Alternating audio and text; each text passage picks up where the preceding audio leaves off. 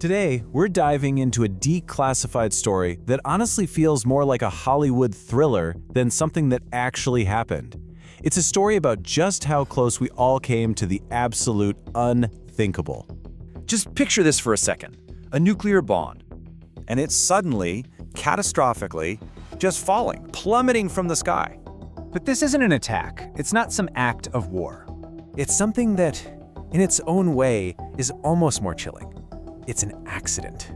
And because of this one mistake, for just a few gut-wrenching moments, An entire American city came unbelievably close to being wiped right off the map. So you have to be asking, how on earth could this even happen? Well, to understand, we've got to go back to the height of the Cold War, a time of just incredible tension and frankly unparalleled danger. See, during this era, nuclear weapons weren't just sitting locked away in silos. No way.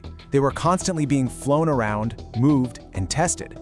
The official line from the top was that the procedures were so strict, the systems so perfect, that a major mistake, it simply could not happen. It was impossible. But they were wrong.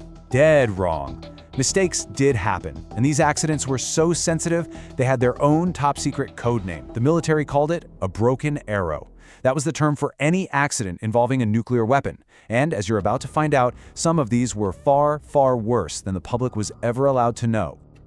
Okay, so let's zoom in on one specific broken arrow. A single incident that really shows you just how fragile the world's safety was back then. the date is January 24th, 1961. A B-52 bomber is flying high over Goldsboro, North Carolina, when it suffers a catastrophic failure. The plane literally starts to break apart in midair. The real problem? This plane is carrying 2 live thermonuclear bombs. And in all that chaos, one of those weapons is jolted loose. And this is where it gets truly terrifying.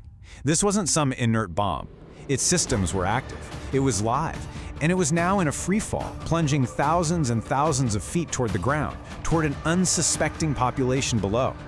This brings us to the most critical part of the entire story, the final moments before impact and the razor-thin margin that separated survival from total, absolute oblivion.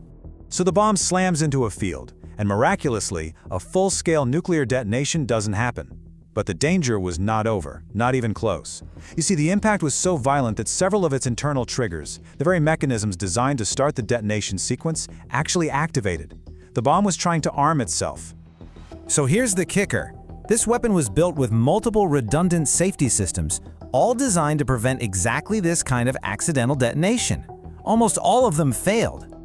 In the end, it all came down to this. 1. Single. Switch. Out of all that complex engineering, all those fail-safes, just one simple low-voltage safety switch prevented a full-blown nuclear explosion. A city was saved by the thinnest margin imaginable. But the story, it doesn't end there, because what followed was decades of secrecy. This happened in 1961, and it was kept completely under wraps. For years, the public had no idea how close they'd come to utter catastrophe.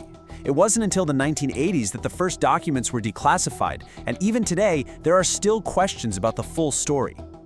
This was a truth that officials decided was just too terrifying for people to know, a reality so fragile that it was intentionally buried and hidden from history. This wasn't just a story about a malfunction, it was a story about a single point of failure. And it leaves you with this one unavoidable thought. If that one simple switch had failed, our history would be very, very different today. Which leaves all of us with a final, pretty unsettling question, doesn't it? We know the story of this one incident. So how many other broken arrows, how many other close calls have we just never heard about?